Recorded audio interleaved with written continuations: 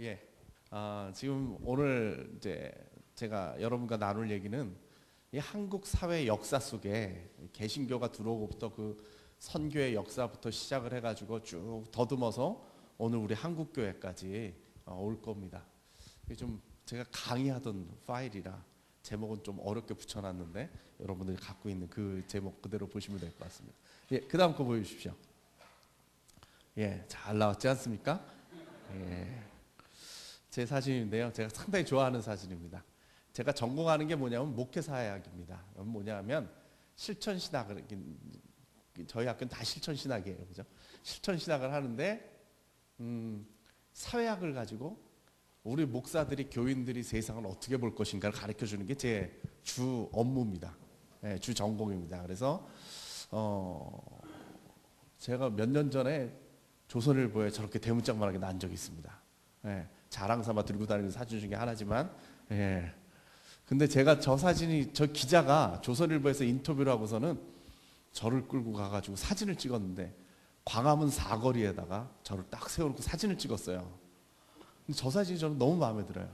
그래서 그 기사 제목을 뭐라고 적어놨느냐 하면 세상과 교회가 만나는 곳에 그가 있다. 죽이잖아요. 참 제가 저 사진을 참 좋아하는 사진이에요. 저렇게 교차로에서 세상이 이렇게 만나고 있는 곳에 이 조성돈 목사가 그래도 뭘 하고 있다라는 것을 보여주는 상징적인 사진 같아서 제가 좋아하는 사진이에요. 예, 비웃으셔도 돼요. 예, 그렇습니다. 예, 그 다음 거 넘겨주십시오. 지금부터 제가 역사를요 이제 단계를 갖다가 쭉 거쳐서 갈 겁니다. 그래서 첫 번째 개화기를 거칠 거고요. 그 다음에 일제시대, 그 다음에 해방과 6.25, 그 다음에 산업화 시대, 이때 교회가 성장기를 거치는데, 그 다음에 이제 현대사회에 대한 얘기는 아마 내일 또 할지 모르겠습니다. 예, 그 다음 거 넘겨주십시오. 첫 번째 시대를 맞습니다. 개화기입니다. 여러분, 개화기란 얘기 많이 들어보셨죠? 개화기가 무슨 뜻인지 아세요? 예, 한 번 더 쳐주십시오. 개물화인의 약자입니다. 조선시대가 이제 막 망해가고 있는 그 19세기에 새로운 세력이 나타났습니다. 이 세력은 이제 유교에 쩌들어 있는 이 조선시대의 이 프레임을 가지고는 도대체 나라를 살릴 길이 없으니까 우리가 세상을 바꿔야 된다. 개혁 세력이 나타났는데 그들이 이름 붙인 게 뭐냐? 개화라 붙였는데 그건 무슨 얘기냐? 물건은 열고 사람은 변화시킨다. 무슨 얘기냐? 서양의 문물은 받아들여가지고 우리가 문명을 이뤄야겠고, 동시에 유교적인 사상에 찌들어 있는 사람들은 변화를 시켜가지고 새로운 사람들을 만들어야 나라가 살 길이 있겠다. 이렇게 생각을 한 것이죠. 그래서 이 개화기의 사람들은요, 그 다음 거 보여주십시오. 개화기에 있는 사람들은 도대체 이걸 이뤄줄 수 있는 사람이 누굴까를 찾기 시작했어요. 근데 그게 누구였느냐? 서양의 선교사들이었어요. 선교사들을 보니까 이 사람들은 서양의 문물을 가지고 올 수도 있을 것 같고, 동시에 이 사람들은 이 복음을 가지고 사람들을 변화시킬 수 있겠더라. 이 서양의 선교사들과 함께 일을 하면 나라를 살릴 수 있겠구나. 그래서 이 사람들이 예수를 믿기 시작했습니다. 그래가지고 이 시대에 이 기독교인들이 가지고 있는 사상이 하나 있었는데, 그 다음 거 쳐주십시오. 그건 뭐냐 하면 애국애족이라는 거예요. 우리 민족을 사랑하고 나라를 사랑하는 세력이다. 우리들은 나라 사랑하고 민족 사랑하는 사람들이다. 이 말이 곧 예수 믿는 사람들의 트레이드 마크였더라. 저는 역사 공부, 역사에 관심이 많아요.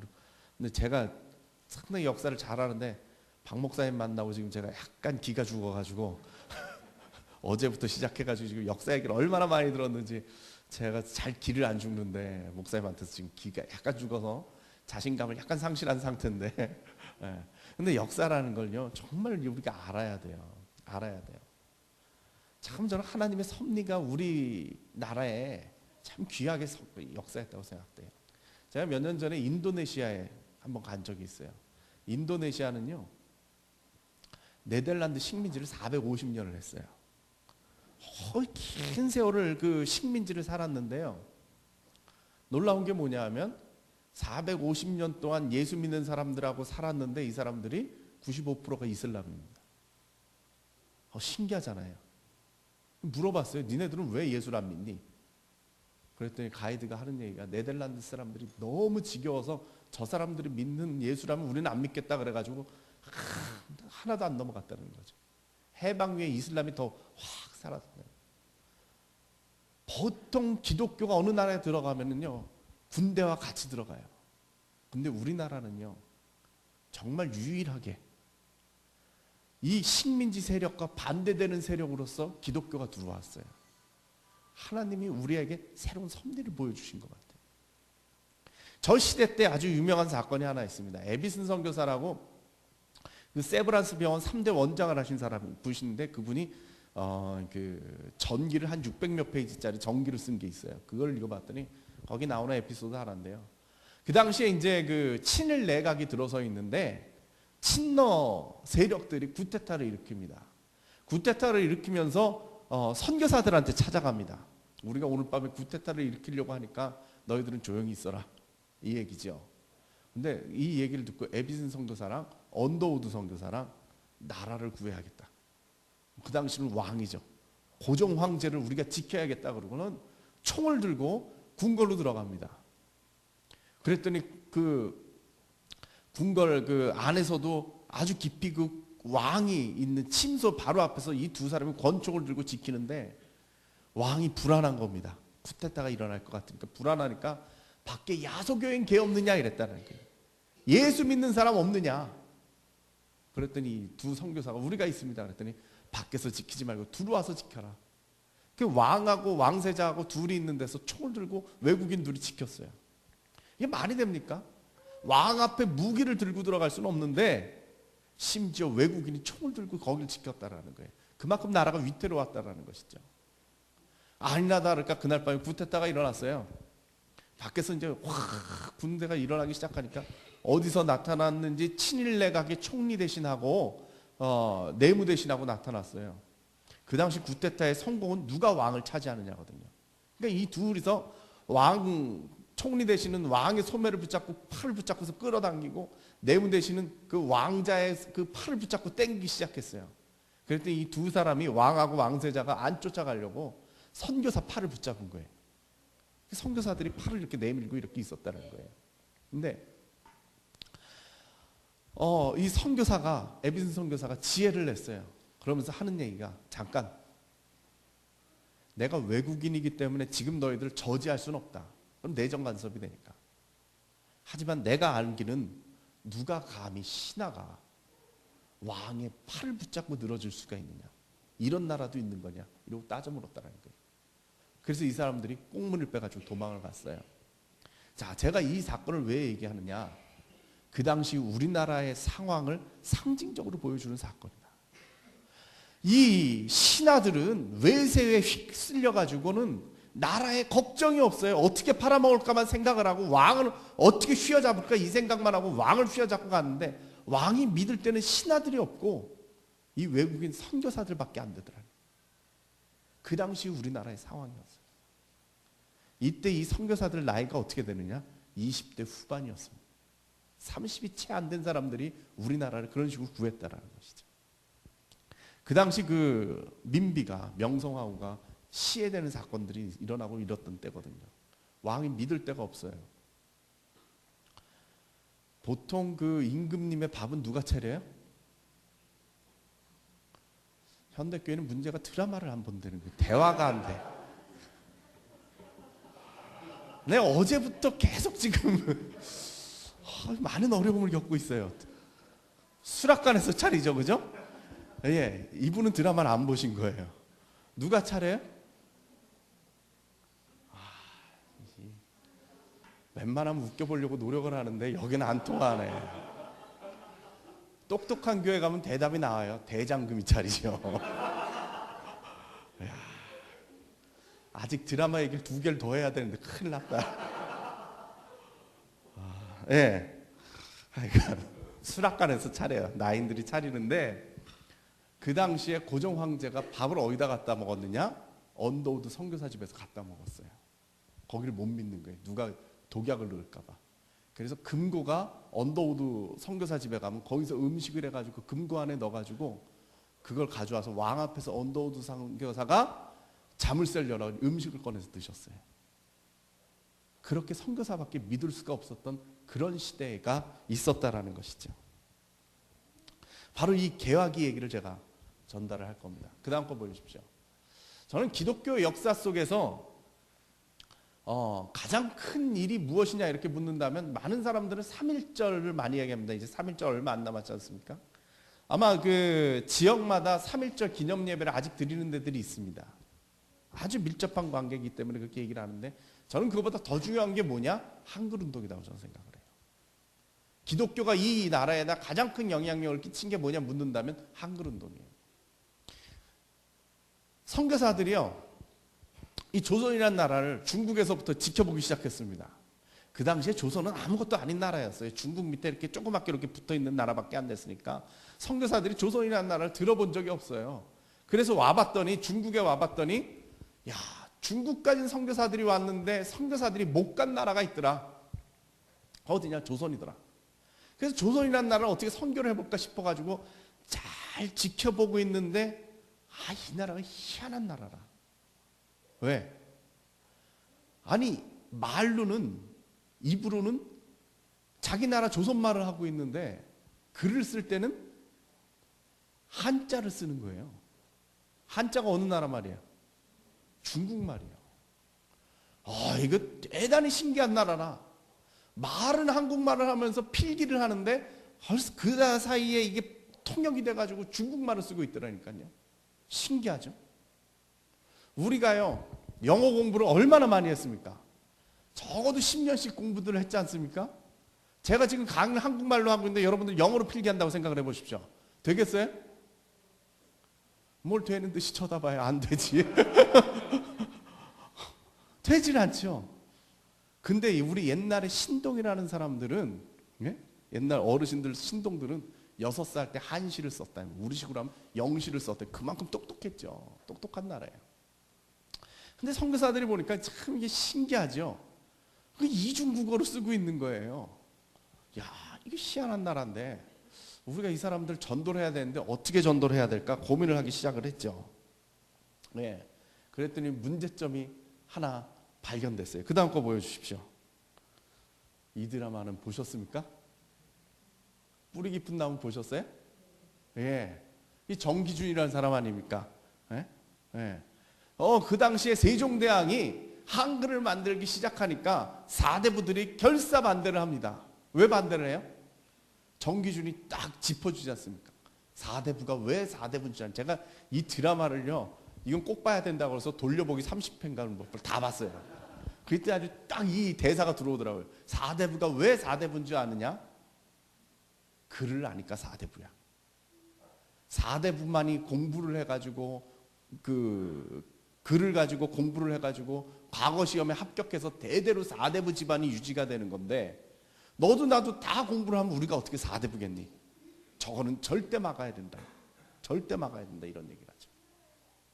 왜? 그것이 바로 교육사회학이라는 겁니다. 아니, 우리가 영어를 10몇 년을 해도 지금도 영어가 통달이 안 되는데, 그 당시에 어떤 사람이 중국어를 통달을 해가지고 공부를 하겠어요? 언제 공부를 하고 과거 시험에 합격을 하겠어요?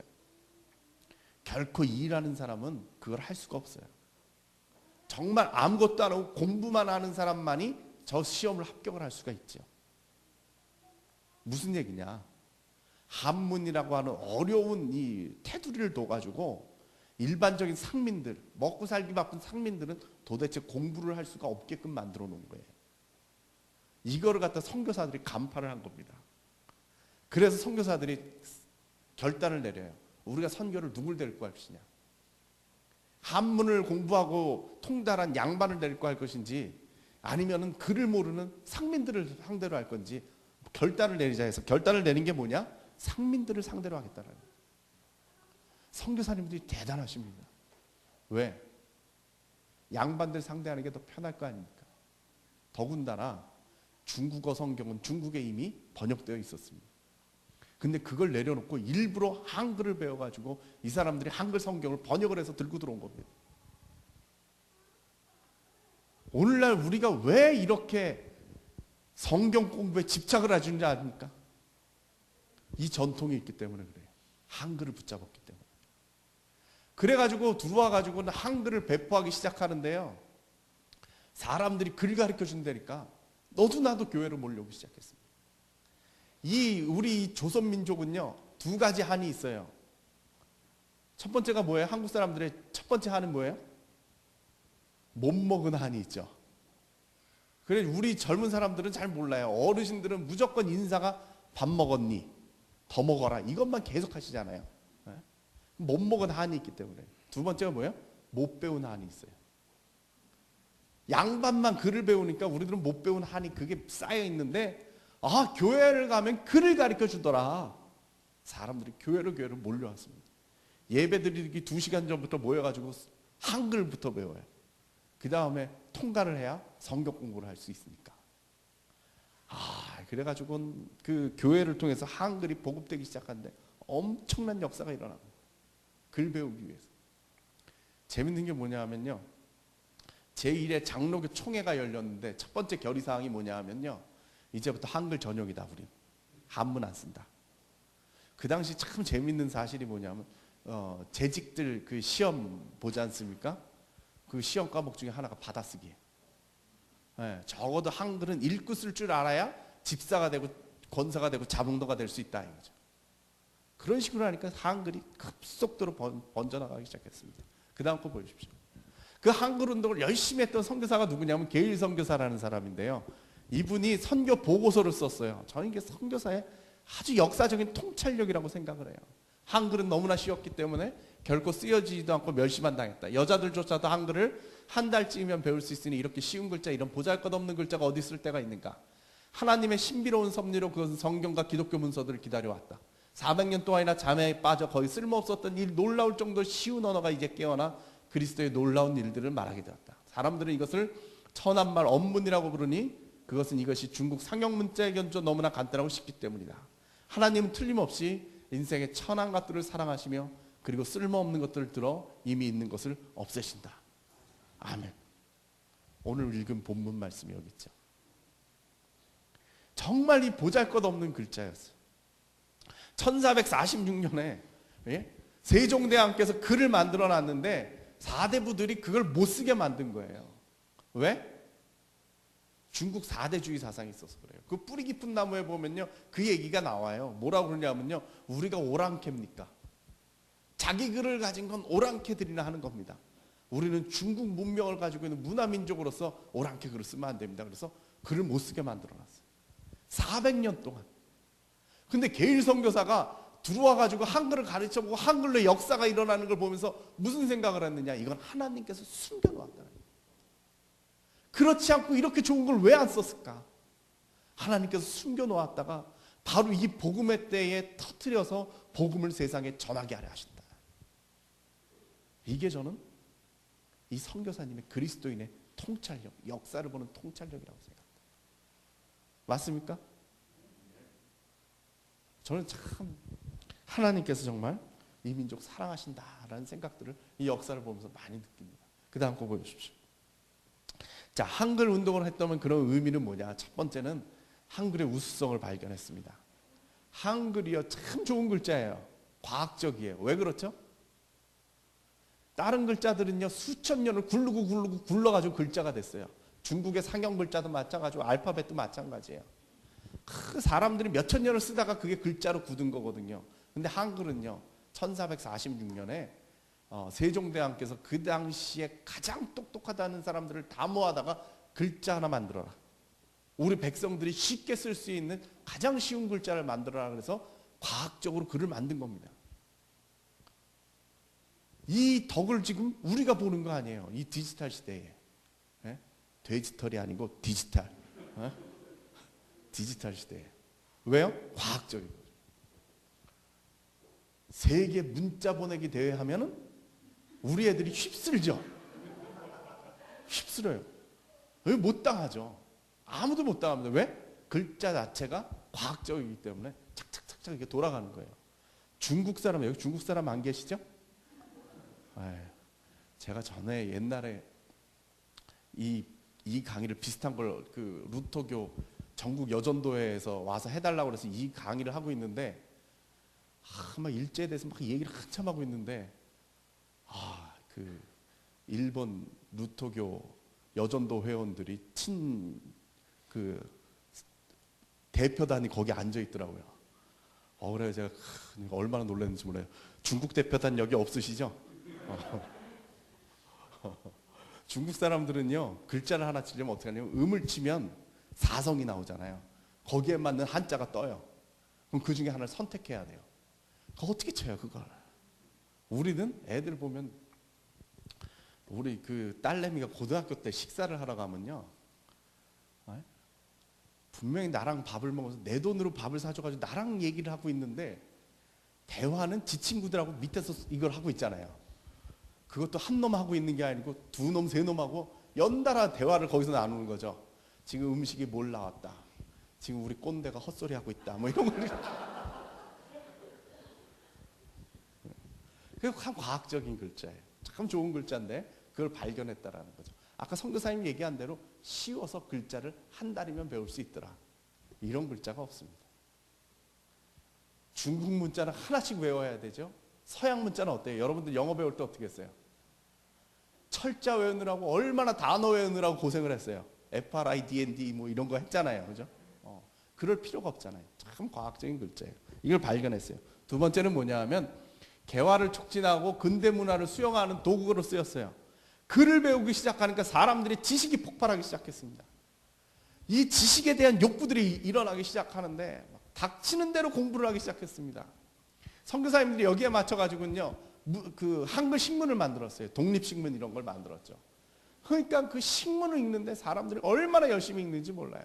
그 당시에 신문은 그 당시 뭐 유행에는 무슨 그런 글을 싣는 그 뉴스를 싣는 게 아니고요, 새로운 소식을 싣는 게 아니고요, 계몽하는 일. 예를 든다면 뭐 부엌 계량을 어떻게 해라, 뭐 반농사는 어떻게 져라, 이런 얘기까지 다 들어가, 보건 위생 뭐 이런 얘기까지 다 들어가는 거죠. 그 당시 유행했던 그 기사가 뭐냐 하면요, 퀴리 부인 이야기요. 유교 사상이 쩌들었던 사람들이 충격을 받죠. 여자가 공부를 해가지고 세계적인 상을 받았더라. 이건 유교에 쩌들어 있던 사람들한테 충격적인 사상. 거기서 끝나는 게 아니고 헬렌 켈러 이야기가 나오면 완전히 돌아버리죠. 여자가 장애를 입은 사람이 공부를 해가지고 사람 굿이라고 산다. 야, 그런 세상도 있구나. 세계관이 바뀌는 거예요. 그 당시에 세계의 중심은 어디예요? 중국 아니에요. 그래서 가운데 중자를 쓰는 거 아니에요. 근데 얘기를 들어보니까 중국 너머에 더 강대국이 있더라. 세계를 보는 눈이 확 뜨이는 거죠. 그래가지고 신문만 돌면 사람들이 너무나도 열심히 읽었어요. 이 사람 읽으면 옆 사람 주고 옆 사람 주고 또 읽고 또 읽고 하는데 선교사님이 하도 신기해가지고 세봤다는 거예요. 선교 보고서에 나와요. 세봤어요. 도대체 몇 번이 돌아가는데 80번이 돌아가더라고요. 그런 걸 통해서 사람들이 의식이 깨서 근대 문화가 급격하게 발전하게 되죠. 세 번째는 뭐냐면 민주시민의 가치관 형성이 뭐냐? 옛날엔 양반들만 글 공부를 했거든요. 이게 또 드라마 얘기를 해야 되는데 두렵고 떨리네. 드라마 보시면은 똑똑한 종놈이 어깨너머로 글 배워가지고 천자문 띄는 경우들이 있어요. 그럼 아버지가 나서서 뭐라 그래요? 네가 글을 안다는 사실을 절대 알리지 마라. 팔자 사나워진다. 나중에 발각돼가지고 인생이 꼬이고 이러잖아요. 그러니까 그런 것처럼 천민들은 글을 아는 것 자체가 재앙이었어요. 근데 이때는 누구나가 글을 배울 수 있더라. 부녀자도 배우고 가난한 집 아이들도, 천민의 아이들도 다 공부를 할 수 시킬 수 있더라. 신분 그 가치관이 확 바뀌게 되는 것이죠. 네 번째는 뭐냐면 신분 상승의 기회가 됐습니다. 공부를 하니까 양반만 출세하는 게 아니고 상민들도 출세하기 시작했어요. 그 당시에 제일 인기 있었던 직업이 뭐냐 하면요, 통역관, 역관들이었습니다. 우리나라 최초의 학교가 뭐죠? 어디? 유경학원. 들어보셨어요? 유경학원이 우리나라 최초의 학교인데 그 학교가 뭘 가르치는 데냐면 이 통역관을 만들어내는 학교예요. 통역관만. 인기 있는 학교죠. YMCA나 이런 데서 상공업을 가르쳤어요. 공업을 가르치고 직업 교육을 시켜서 사람들의 직업이 바뀌었어요. 옛날엔 다들 농사만 지었는데 이제 직업이 바뀌었어요. 참 그 중에 하나 놀라운 또 일이 있습니다. 그 다음 거 보여주십시오. 재중원이라는 드라마 보셨습니까? 고개를 절레절레 흔드네. 야, 나 이런 교회 처음 봤습니다. 예. 재중원이라는 드라마는 그 세브란스 병원이 쓰는 그 과정을 보여주는 거인데 알렌 선교사도 나오고 에비슨 선교사도 나오고 이렇게 그랬던 그 드라마예요. 그 드라마 할 때 이제 그 주인공이 누구냐면 박성춘이라는 사람입니다. 그 드라마는 막 연애도 하고 뭐 이렇게 하는데 그건 드라마가 아버지하고 아들 얘기를 섞어가지고 드라마를 하나 그 픽션을 만들어 놓은 거거든요. 그냥 이야기를 만들어 놓은 거예요. 실화가 뭐냐면 박성춘이라는 사람이 나옵니다. 박성춘이라는 사람이 콜레라에 걸려요. 직업은 뭐냐? 백정입니다. 백정은 어떤 사람인지 아시죠? 사람 취급을 못 당하는 게 인간의 취급을 못 받는 사람인데 그 사람이 콜레라에 걸렸어요. 그래가지고 이 사람이 그 병지어 누웠는데 그 백정들을 상대로 선교하던 선교사가 무어 선교사라는 분이 계셨어요. 이 무어 선교사가 박성춘이 죽게 생겼으니까 에비슨 선교사 아까 제가 얘기했죠. 재중원의 그 원장한테 쫓아갑니다. 사람이 하나 죽게 생겼는데 와서 좀 고쳐달라. 이 사람이 찾아갑니다. 왕진을 가요. 재중원 원장은 어떤 사람이냐? 왕을 고치는 사람이에요. 어의예요. 그러니까 제 생각에는 제 상상에는 아마 임금님이 하사한 가마를 타고 거길 갔지 않았을까 싶어요. 네? 지금 관용차를 끌고 갔겠죠. 지금으로 치면. 갔더니 그 인간답게 살지 못하는 그 누추한 그 집을 들어가가지고 그 사람을 고친 거예요. 한 번에 고쳤겠어요? 몇 번을 갔겠죠. 그래서 이 사람이 살아났어요. 이 사람이 정신을 차리고서는 알아봤더니 임금님을 고쳐야 될 그 의사가 자기를 고치겠다고 이 백정을 고치겠다고 여기를 와서 자기를 살렸다는 거예요. 왜 그랬을까? 예수 믿으라는 거라. 나 예수 믿어야죠. 예수님 믿기 시작했어요. 그래가지고 이 사람이 승동교회를 다니기 시작했는데요. 승동교회가 뒤집어졌습니다. 야, 암만 예수 믿는 것도 좋지만 백정하고 내가 예배를 같이 드려야 돼. 이런 생각들이 왜 안 들겠어요? 받아들였어요. 근데 거기서 끝난 게 아니고요. 아니 이 사람이 예수를 믿고 불을 받기 시작하니까 어찌나 전도를 해야 되는지 그 교회에 백정이 400명이 몰려왔다는 거예요. 뒤집어졌죠. 뒤집어졌어요. 그럼에도 불구하고 여러 가지 우여곡절이 있었지만 이 박성춘이라는 사람이요. 그 교회에서 장로가 돼요. 이게 복음이에요. 이게 복음이에요. 후에 이 사람이요. 백정 해방운동을 펼칩니다. 인권운동을 하는 거예요.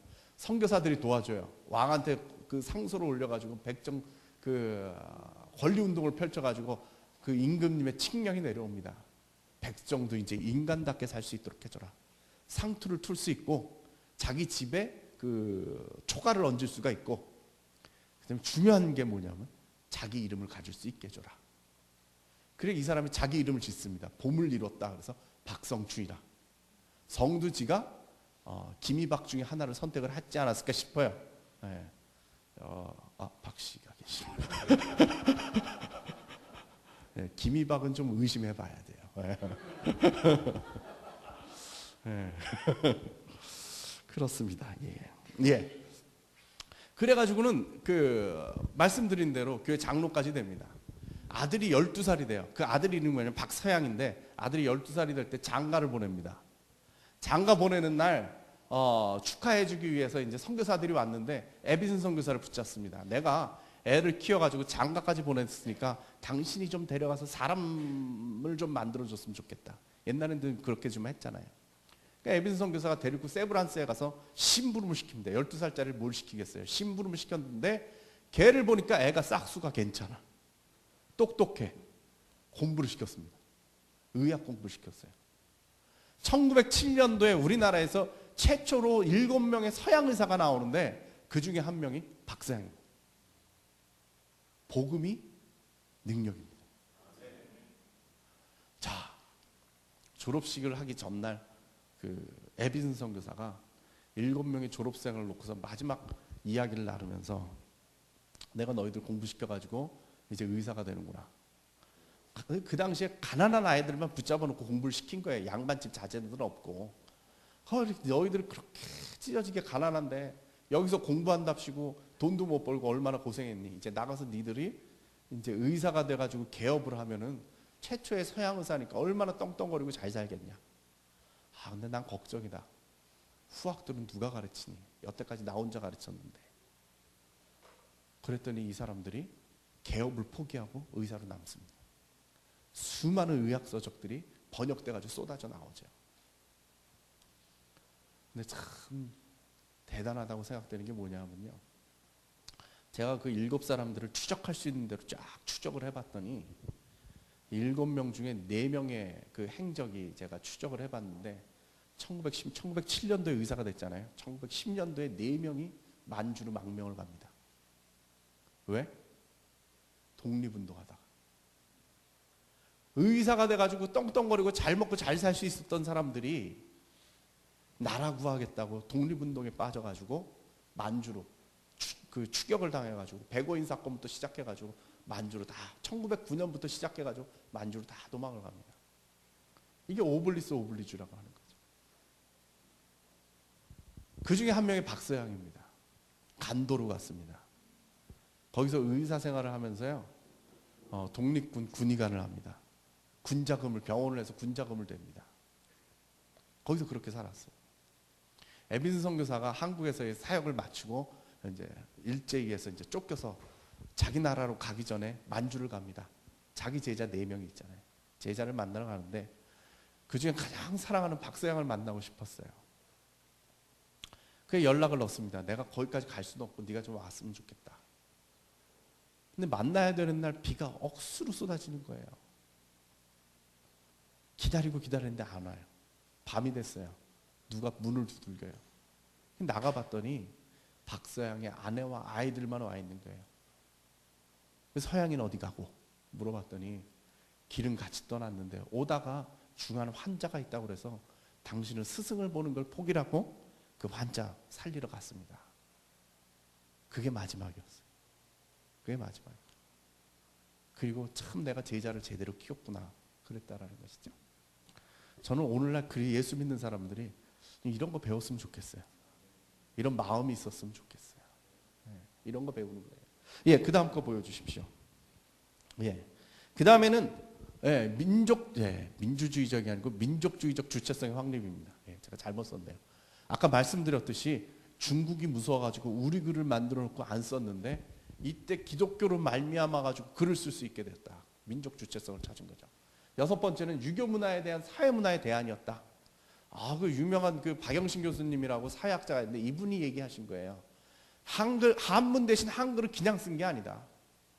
왜 한문 문화에서 한글 문화를 어떻게 바뀌었느냐? 그것은 국민들, 백성들의 마음속에 이제 유교 대신에 기독교가 이 나라를 책임질 것이라는 기대가 있었기 때문에 가능했다.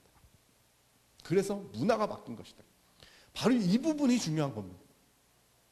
그 당시에 기독교를 보는 관점은 뭐였느냐?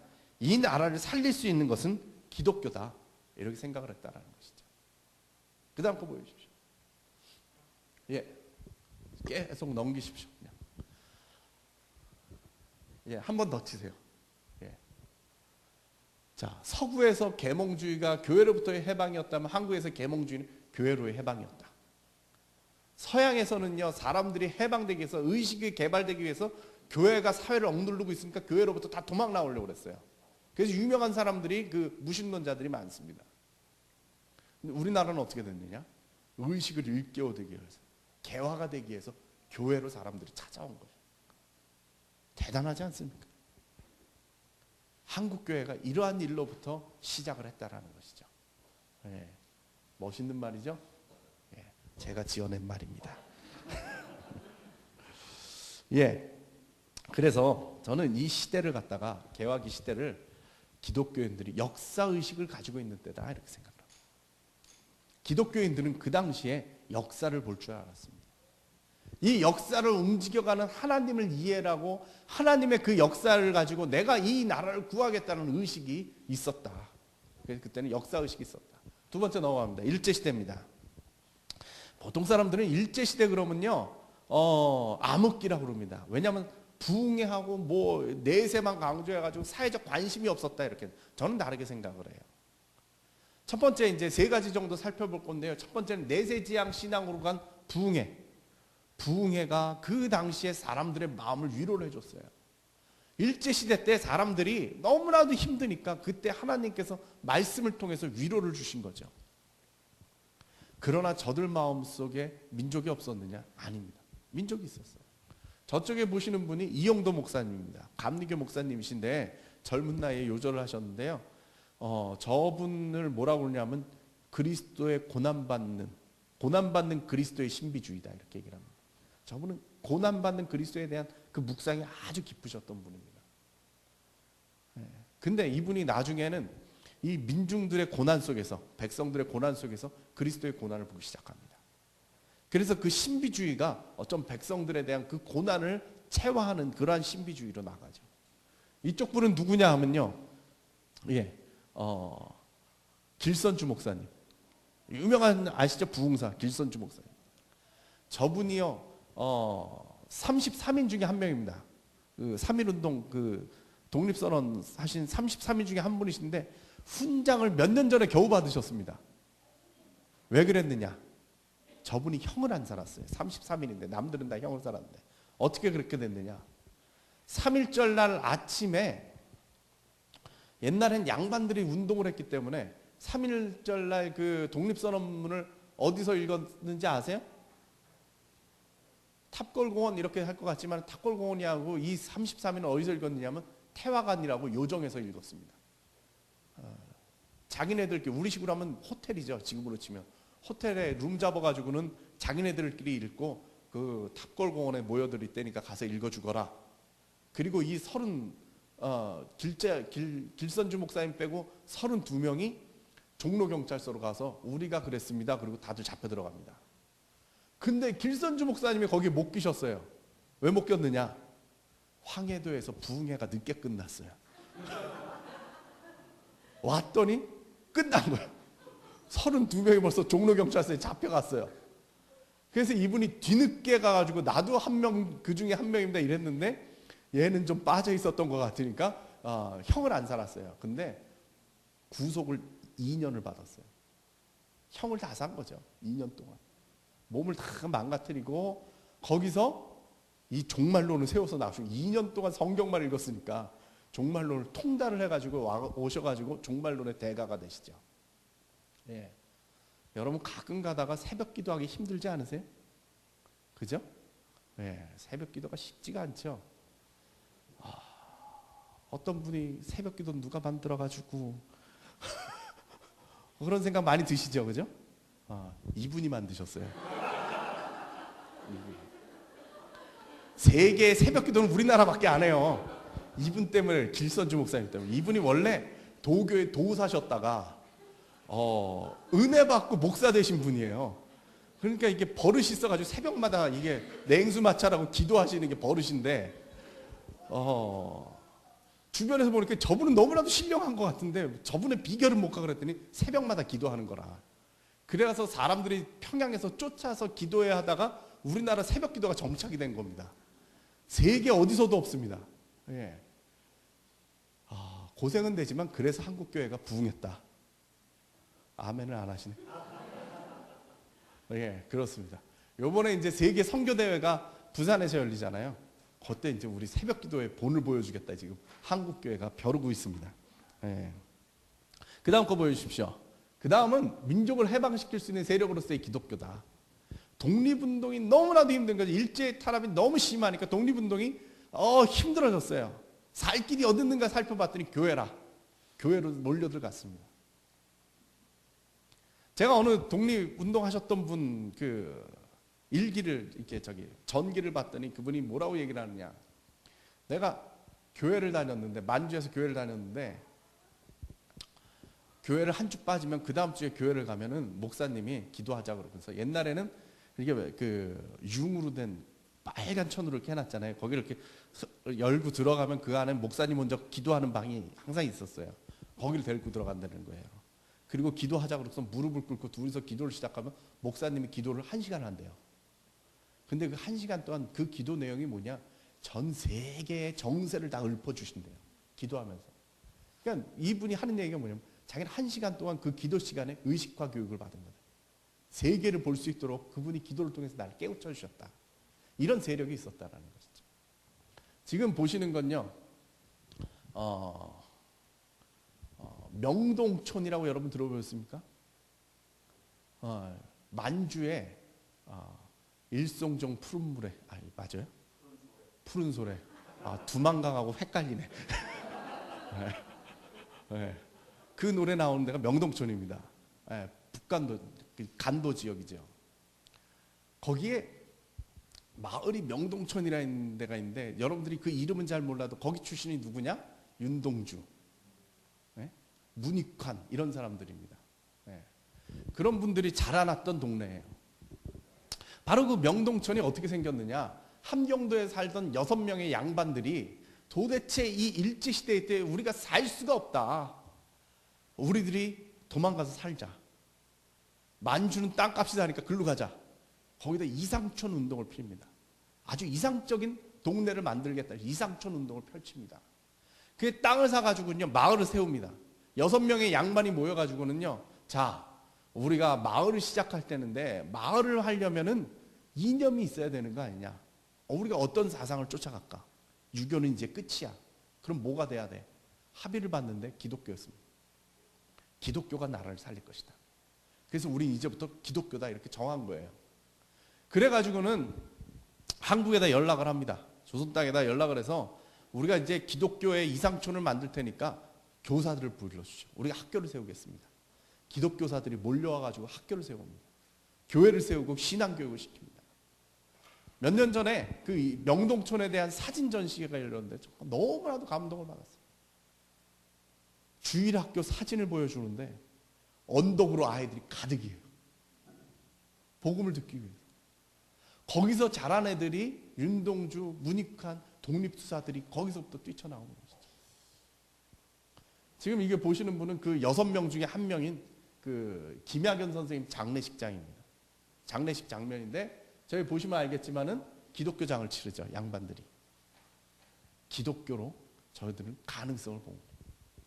기독교 사상을 가지고 나라를 구하겠다 이런 생각을 가졌다는 거죠. 자, 그 다음 거 보여주십시오. 그 다음 이분은 이름이 헷갈리네요. 주 목사님. 주기철 목사님. 지금 제가 주시경, 주기철이 지금. 네, 주기철 목사님. 천황 숭배 반대하셨죠. 신앙적인 양심을 따라서 나는 신사참배 못하겠다. 안희숙사모 같은 분들. 여러분들 신앙서적을 옛날 신앙서적들을 한번 읽어보십시오. 죽으면 죽으리라. 그거 한번 꺼내서 읽어봐 보십시오. 그분들이 어떻게 버텼는가. 천국 소망 가지고 산 거예요. 예수님이 나를 위해서 돌아가셨는데 내가 죽으면 천국 가서 예수님 만나야 되는데 그때 내가 주님 얼굴을 어떻게 배우릴까? 내가 여기서 주를 부인하고 거기 가서 주님을 어떻게 배우릴까? 이 신앙 가지고 버틴 거죠. 근데요, 우리 민족, 우리 사람들은 그 장면을 보고서 느낀 게 뭐냐? 야, 일제 머리 숙이지 않은 자들이 있었더라. 우리 가운데. 그들이 누구냐? 예수쟁이더라. 예수 믿는 사람들은 일제에 머리 숙이지 않고 우리의 자존심을 지켰다고 그러고 쳐다봤다라는 것이죠. 이 세 부류가 있었기 때문에 기독교가 힘을 가진 겁니다. 그 다음 거 보여주십시오. 그래서 저는 이때를 갖다가 우리 기독교인들이 민족의식을 가졌다. 예, 그 다음 거 보여주십시오. 제가 아마 거의 장난을 쳐놨을 겁니다. 한 번 더. 예. 기독교인들이 민족의식을 가지고 있었다. 적어도 민족을 살려야겠다. 민족을 구해야겠다. 이런 생각들을 가졌다라는 것이죠. 그 다음 거 보여주십시오. 그 다음 시대는 뭐냐면 하나 더 봤습니다. 예, 그 전 거. 예, 해방 이후와 6.25 때입니다. 이때는요, 그래도 그 교회가 인정을 받았어요. 사회적인 인정을 받았어요. 왜? 일제시대 때 만들어 놓은 순환받는 민족교회라는 그 의식이 있었다라는 것이죠.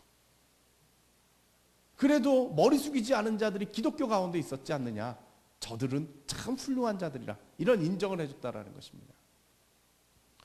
두 번째는 뭐냐면 민족의 지도자상을 구축한 기독교 지도자들이 있습니다. 이승만 대통령 같은 사람도 있고요. 김구 선생님도 기독교인이죠. 예. 김구 선생님은 감리교인입니다. 아세요? 예. 기독교 청년회를 외백 청년회를 만들고 도끼를 들고 상소를 올렸었던 아주 유명한 감리교인이죠. 예. 김구 선생님이 어떻게 예수를 믿게 됐느냐? 백범일지를 보면요, 이분이 원래 동학에 접장을 했어요. 중간 간부쯤 했나 봐요. 근데 동학혁명이 실패로 돌아가자 이분이 우리식으로 하면 멘붕에 빠졌습니다. 어찌 해야 될까? 혼자 고민을 합니다. 어떻게 하면 나라를 구할 수 있을까? 그러다가 결론을 내린 게 뭐냐? 기독교가 나라를 구하겠다. 그래서 자기가 기독교를 갑니다. 그래서 저는 이승만 대통령 쪽은 기독교 세력이고 김구 선생님은 범기독교 세력이다 이렇게 분류를 합니다. 이분들은 예수를 믿어서 들어왔다기보다는 나라 구하려고 들어온 사람들이기 때문에 이렇게 얘기했다가 감리교 목사님들한테 무지하게 혼난 적이 있습니다. 감리교인입니다. 예. 자, 그래가지고요, 그 당시에 우리들한테 좀 잘 안 알려졌지만은 영운영 선생님 같은 분도 있습니다. 건국준비위원회, 전국 조직을 만들죠. 네, 민족 지도자인데 이분이 아까 얘기했었던 그 박성춘이 나갔던 무슨 교회? 승동교회. 승동교회 전도사 출신입니다. 네, 전도사 출신입니다. 근데 약간 사회주의적인 그런 성격을 가지고 있고 자손들이 북한으로 갔어요. 그래서 우리 역사에서는 잘 안 알려지신 분인데 아주 큰 일을 하신 분이죠. 그런 세력들도 있습니다. 재밌는 얘기가 있는데요. 우리나라에 첫 번째 의회가 생기죠. 재헌의회입니다. 헌법을 만들어야 이제 나라가 쓰니까 헌법 만드는 의회를 열었어요. 그때 의장이 누구냐? 이승만 의장입니다. 그 당시에 이승만 의장께서 자, 우리가 이제 나라가 서가지고 첫 번째 회의를 시작하는데 이 기념적인 날 우리 가운데 목사님이 한 분 계시니까 그분 앞에 나와서 대표기도 하고 시작합시다. 이윤영 목사님입니다. 그 이분이 나와가지고 대표기도 하고 우리나라가 시작을 했어요. 대단하지 않습니까? 우리나라가 기도해가지고 쓴 나라예요. 네? 기도해서 쓴 나라예요. 이게 어떻게 가능했겠습니까? 그 당시 기독교인은 5%도 안 됐을 때입니다. 어떻게 가능했겠습니까? 지금 19대 국회를 하는데 18대 국회 때 그 당시에 한나라당 비례대표 1번이 강명순 의원. 이분이 목사잖아요.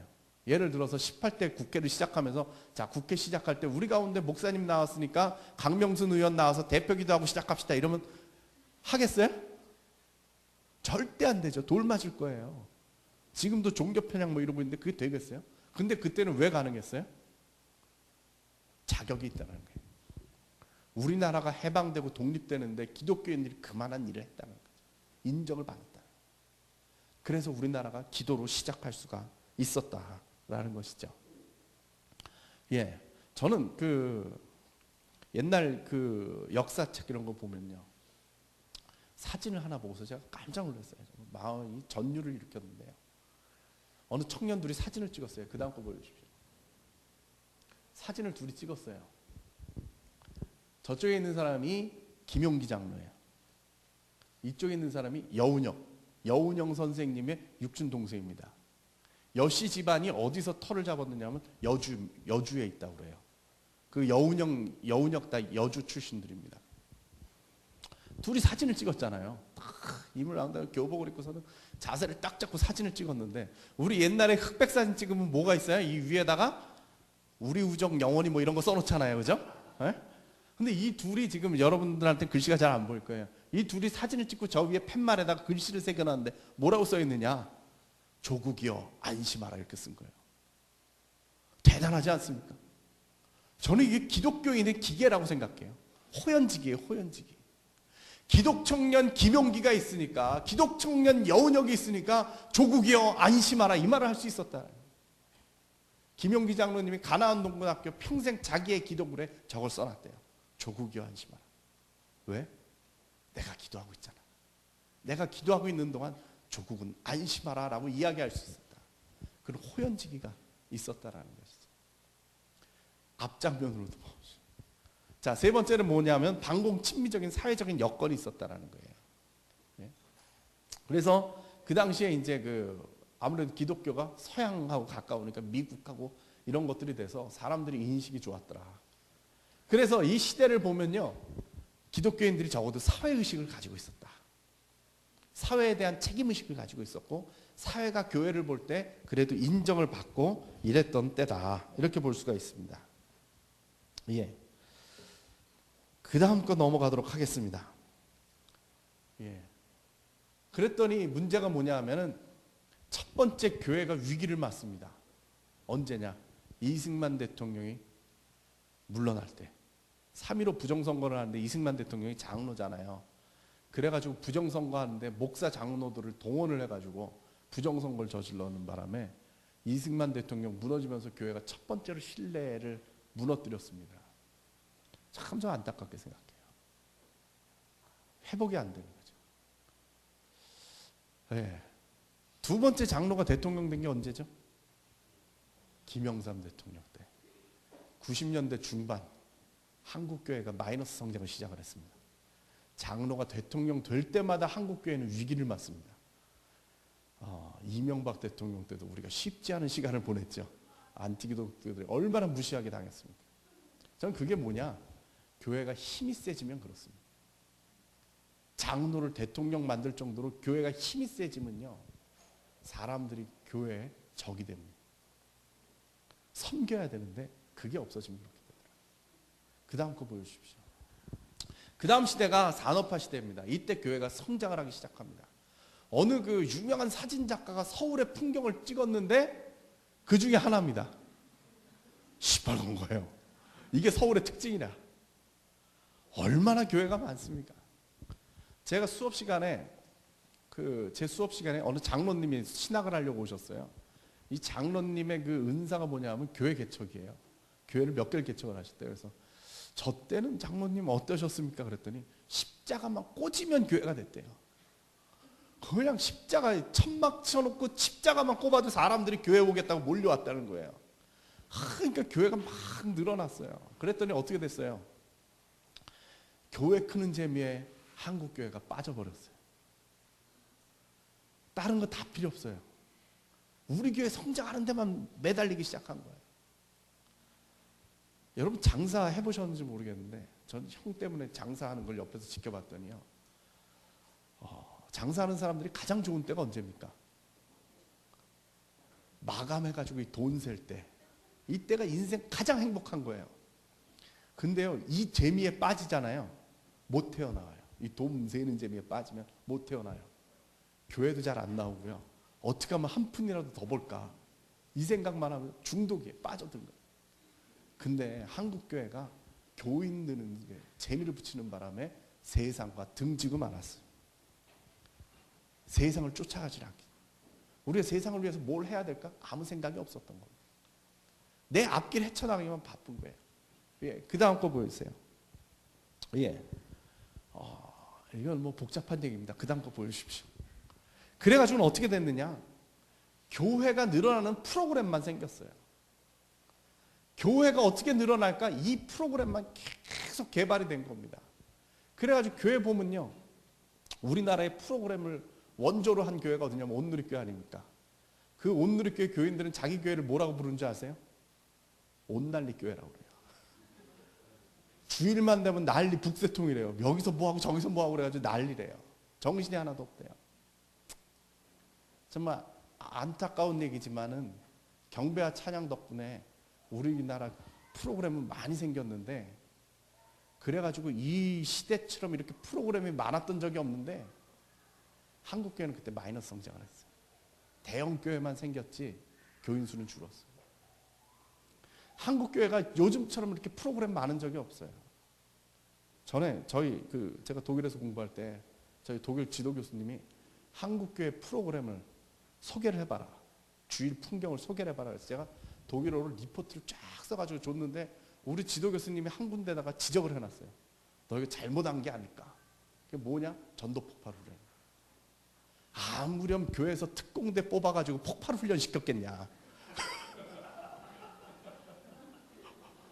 독일어 그대로 보니까 이분이 보니까 특공대를 뽑아가지고 폭발 훈련을 시킨다는 거예요. 그러니까 이분이 이해가 되나? 이해가 안 되죠. 네. 그러면서 한국교회가 어떻게 보면 무너지기 시작한 거예요. 신앙이라는 건요, 지성과 감성과 의지가 있어야 돼요. 이 세 개가 균형을 이뤄야 올바른 신앙이에요. 하나님을 아는 지식이 있어야 되고요, 기도하고 찬양하고 이렇게 뜨거운 마음을 갖는 이 마음이 있어야 되고요. 그리고 윤리적으로 행동할 수 있는 의지가 있어야 돼요. 저희 지도 교수님 얘기 한 번만 더 할게요. 저희 지도 교수님이 한국에 자주 왔다 갔다 하면서 논문을 쓰셨는데 그 중에 하나가 뭐냐면 기도원이에요. 이 독일의 노 교수가 지금 80이신데 한 60대쯤 70대 이럴 때 한국 교회를 많이 왔다 갔다 했는데 한국에 와가지고는 기도원을 갔어요. 기도원을 갔는데 주여 삼창을 외고 기도원에서 와 하고 기도를 하니까 이분이 충격을 받으셨죠. 안 그렇겠어요? 독일 교수가 이 기도하는 걸 보니까 통성 기도하는 걸 충격을 받았어요. 야, 이거는 엑스타시다. 신접한 수준이다. 이건 같다.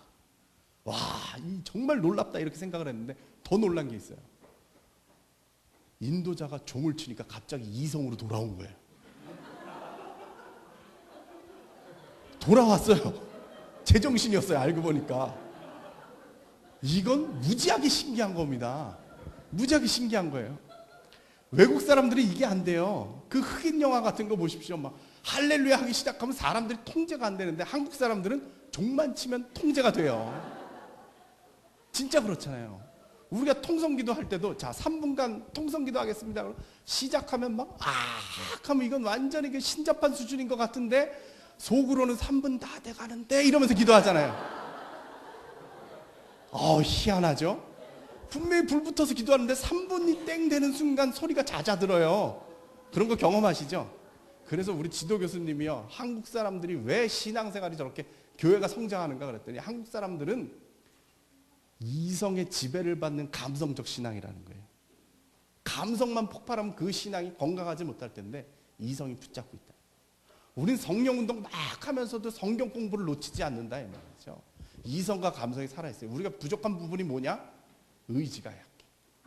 윤리적인 면이 좀 부족해요. 하지만 이거는 이제 채워나가야 되겠지만 그래서 우리 한국 교회가 건강하게 자랐다는 거예요. 근데 최근에 이르러가지고는요 너무 프로그램만 하다 보니까 이 교회 안에서 감성만 살아있어요.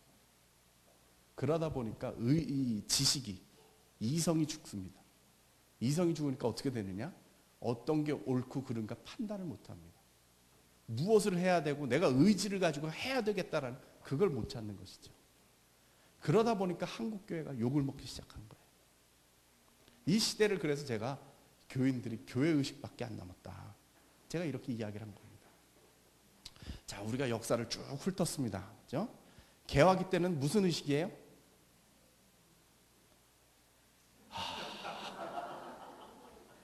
처음부터 다시 시작할 수도 없고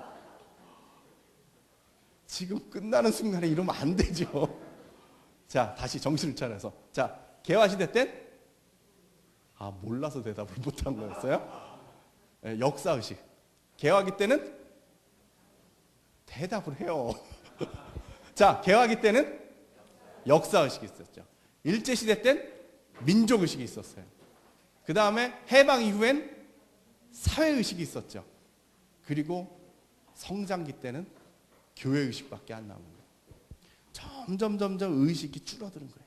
역사에서부터 민족으로, 사회로, 그리고 끝내 교회로밖에 안 남았어요. 그래서 우리 한국교회가 지금 이 시대에 자꾸 이렇게 잦아드는 거예요. 세상에 손가락질만 해요. 저는 우리 기독교인들이 제가 아까 얘기했던 역사를 보는 통찰력, 세계를 호령할 수 있는 기독교인의 호연지기를 되찾았으면 좋겠어요. 그래서 다시 한국교회가 살아날 수 있는 길을 찾았으면 좋겠어요. 그리고 그 길을 찾는 게 우리 현대교회에서부터 시작됐으면 너무나도 좋겠습니다. 여러분 그렇게 해주시길 바랍니다. 잠시 기도하겠습니다. 하나님 아버지, 이 한국교회를 향하여 주의 축복이 큼을 고백합니다. 하나님, 이 불모지 이 땅에, 이 조그마한 땅에 이 미천한 백성들 위해 주의 복음을 허락하여 주셨고 그 복음으로 인하여 이 나라가 변화되고 민족이 변화되고 역사가 변화되는 것을 보았습니다. 하지만 주의 몸된 교회를 담당하고 있는 우리들로 인하여 오늘날 한국교회가 세상에서 손가락질 당하는 일을 당했습니다. 주님, 저희들의 부족함을 용서하여 주시옵소서. 우리들을 하여금 다시금 역사를 볼 수 있는 통찰력을 가질 수 있도록 도와주셨고, 우리 그리스도인으로 하여금 세상을 향하여서 조국이여 안심하라 소리칠 수 있는 그런 기독교인의 호연지기를 회복할 수 있도록 인도하여 주시옵소서. 아버지, 그 일을 우리 현대교회에서부터 시작하여 이 이천 땅을 변화시키고 이 대한민국을 변화시켜 나갈 수 있도록 인도하여 주시옵소서. 우리 자라나는 후세대들이 이러한 마음을 가지고 이 역사를 책임지는 그러한 민족의 역군들이 될 수 있도록 인도하여 주시옵소서. 우리 아이들에게 능력을 허락하여 주시고 힘을 허락하여 주시옵고 세상을 볼 줄 알고 역사를 볼 줄 아는 그런 눈을 허락하여 주시옵소서. 예수님의 이름으로 기도드려